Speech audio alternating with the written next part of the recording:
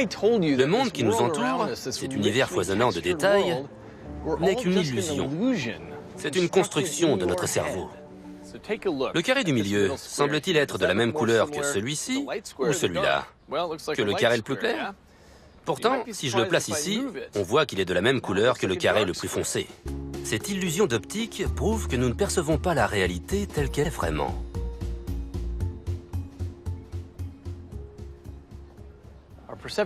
Notre perception de la réalité a donc moins à voir avec ce qui se passe autour de nous qu'avec ce qui se passe là-dedans.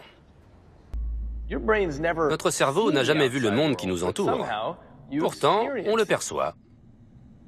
Nos yeux et nos oreilles sont des ouvertures sur l'extérieur, mais ils n'acheminent pas directement des images et des sons. Ils transmettent des photons et des ondes de compression qui vont se transformer en signaux électriques. Car dans le cerveau, toutes les informations circulent sous cette forme. Le cerveau rassemble toutes les informations sensorielles, puis décide de l'histoire qui vient d'arriver. La réalité est donc l'œuvre de notre cerveau. Elle se base sur des informations sensorielles. La plupart des informations sensorielles que nous recevons passent par le thalamus, avant de se diriger vers le cortex, la substance grise située à la périphérie du cerveau. C'est donc le thalamus qui transmet au cortex visuel les données recueillies par les yeux. Cela explique la densité du flux d'informations qui circule du thalamus au cortex visuel. Mais ce flux est 6 fois plus dense en sens inverse. Cela signifie que la majorité des informations visuelles ne sont pas fournies par les yeux.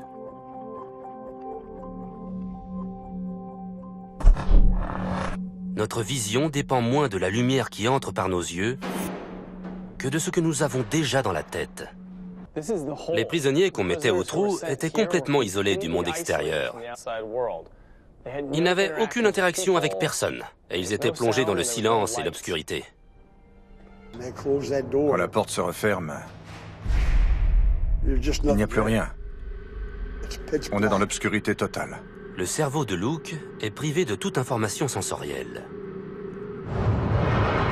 Alors, il commence à créer sa propre réalité. Mon esprit s'évadait.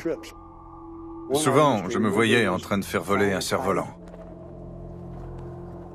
Ça semblait réel. Mais tout se passait dans ma tête. D'autres prisonniers mis à l'isolement décrivent la même chose.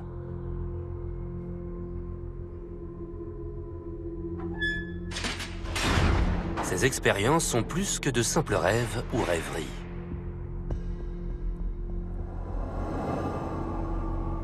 Les prisonniers ne se contentent pas d'imaginer des choses.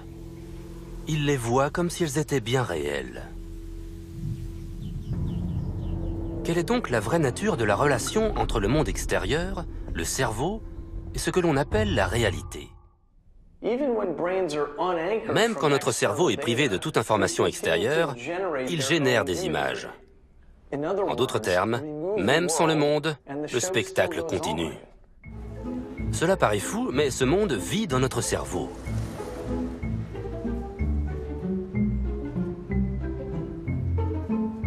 Ce que nous voyons n'est qu'une simulation de ce qui se trouve sous nos yeux.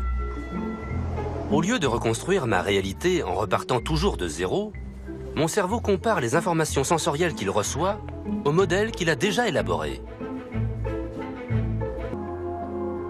Ce masque d'Einstein tourne sur lui-même dans le sens inverse des aiguilles d'une montre.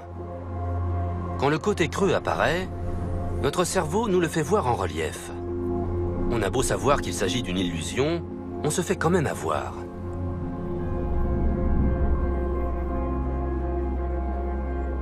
En fait, ce qu'on voit là, c'est notre modèle interne, et non les informations telles qu'elles nous sont transmises par nos yeux.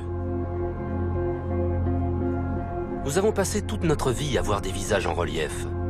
Notre modèle interne s'est construit au fil de ces expériences, et nous voyons donc le visage que nous nous attendons à voir.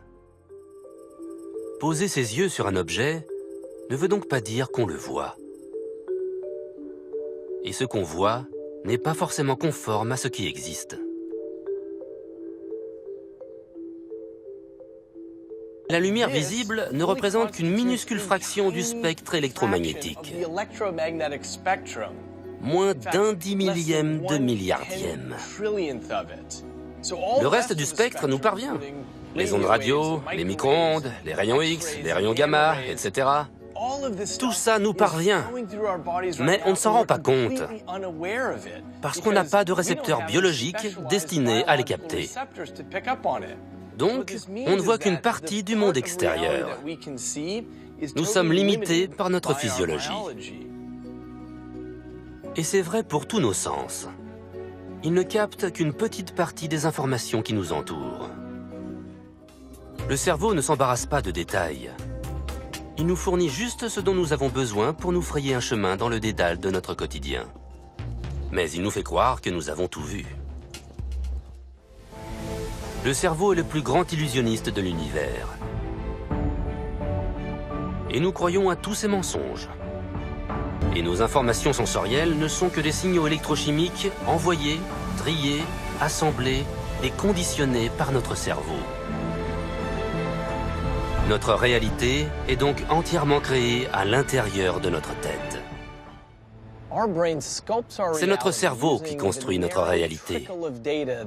À partir du petit filet d'informations que nos sens lui fournissent, il écrit une histoire.